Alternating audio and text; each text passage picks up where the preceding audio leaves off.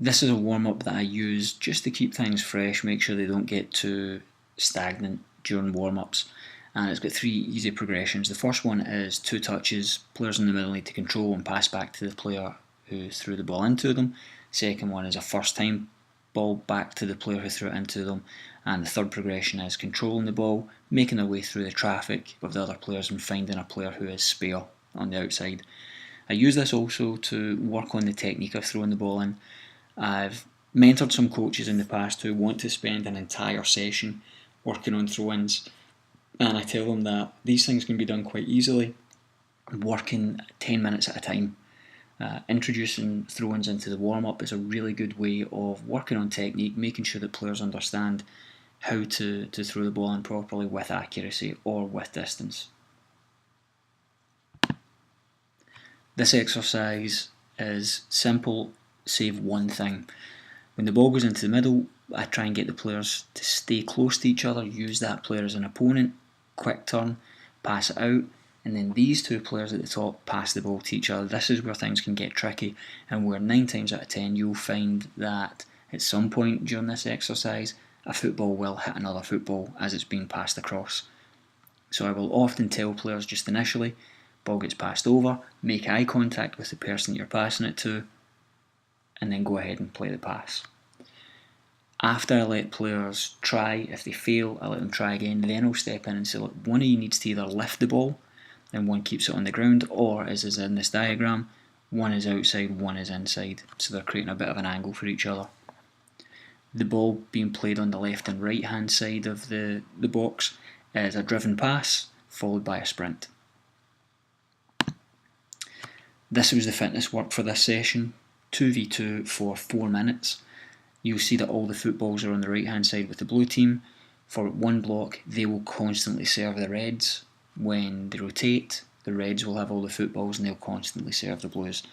I really like this, it gets players working very hard, 1v1, 2v2, lots of touches on the ball, and depending on where you are with your season or the level of the players that you're working with, it could be 2, 3, 4, 5 minute blocks that they work in. To keep players working hard still, it is a man marking situation where you can only tackle the person that you're up against.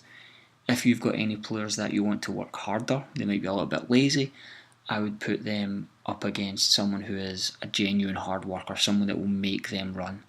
The only way that you can intercept the ball, the only way you can get the ball is through an interception, or if it's a loose ball, you cannot tackle anyone else that you're not assigned to. So, hard workers paired up with lazy players gets them working. Whichever team won that last game starts with a 2-goal lead in this game. The team who are up are attacking the big goal, the team who are behind are attacking the 2 pugs. If you score, you keep attacking the big goal. If the team who are 2 goals down end up drawing, they get back to being level, they then start attacking the big goal, they'll collect the footballs and start going there. I play this game in 4 5-minute blocks, and at the end of the session, let's say the Blues started behind, if they are level or ahead, they will start with the 2-goal lead in the next game, attacking the big goal. If the Reds started and stayed ahead, I will give them that 2-goal lead plus whatever the difference is in the current game. So if they won 1-0, they would then start with a 3-goal lead, hopefully spurring the opposition on to work that a little bit harder and get back in the game. I then finish up just moving to an open game. Session 1.2 started with a normal warm-up, followed by this exercise where you've got 2 players working against 1.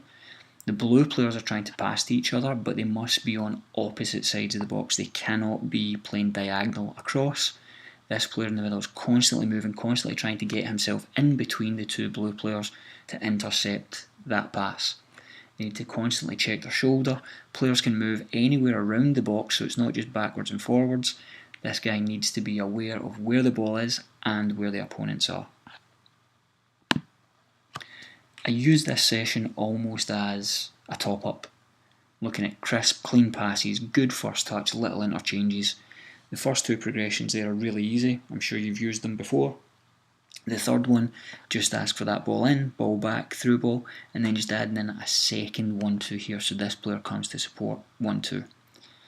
Another progression that I quite often use is adding in either a mannequin, markers, or an actual defender in here, so that when that player takes the ball out of his feet, he needs to either perform a 1v1 skill or take on a defender before passing the ball up. After you complete the 1v1 skill, you become the defender then moves to the back of the line. This exercise was shown to me on my UEFA Youth A licence by one of the instructors, and it's trying to break down a field into manageable areas. So rather than defending a whole half, how can we defend part of that half? Starts with the coach just playing a ball into one of the defenders. The defenders have got to clear it into one of these two zones.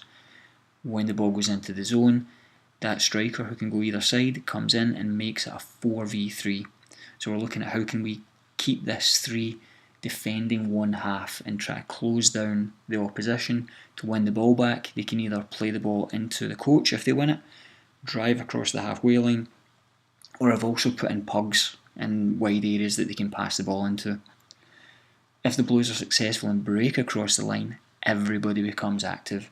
So even if you're on the other side and you're not taking part in the actual first part of the exercise, you need to be engaged, you need to see where the opposition are, watch out for runs and react accordingly as soon as they break out and try and go to goal. I then move in to finish with a normal game. Session 1.3 starts with warm-up followed by these reaction sprints, and you'll see that as soon as this player gets to the first gate, this player needs to move left or right. As soon as the worker gets to this gate here, the yellow gate, the second player moves left or right. These two do not need to move opposite to one another, they can choose where they go. They'll do 5 sprints with the ball, 5 sprints without the ball. Depending on how you want to load it, the player can do 5 in a row, or as I did it in this session, this player then became the second man became the first man became the worker. I really like this exercise for working on communication. So I almost don't do any coaching in this exercise. I just give the instruction that going down the left and right hand side, it's a driven pass followed by a sprint. Top and bottom, you need to play through the 3 in the middle. The 3 in the middle aren't allowed to do the same job twice. So if, for example, that ball goes into A lays it back to this second player and he plays it through before the ball goes to the end.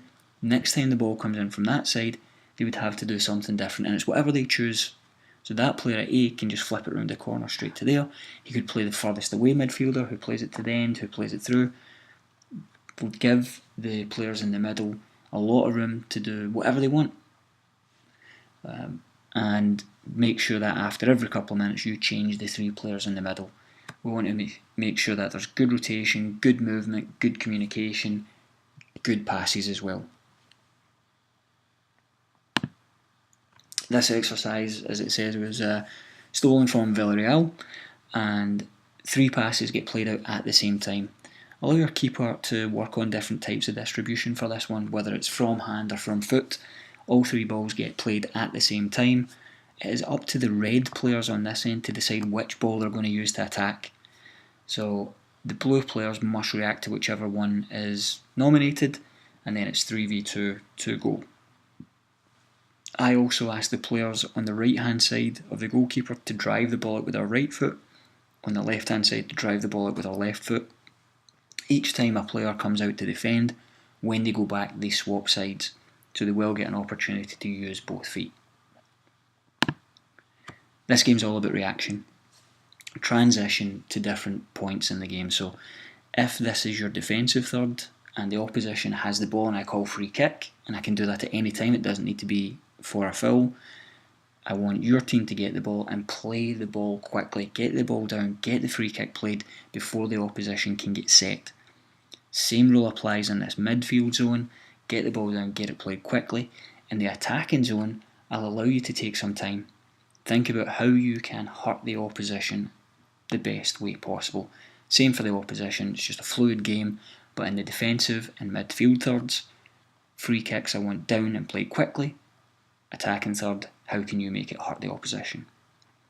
That's the 3 sessions that I used for this week. Hopefully you enjoyed them, hopefully you can use something from it. Take care, guys.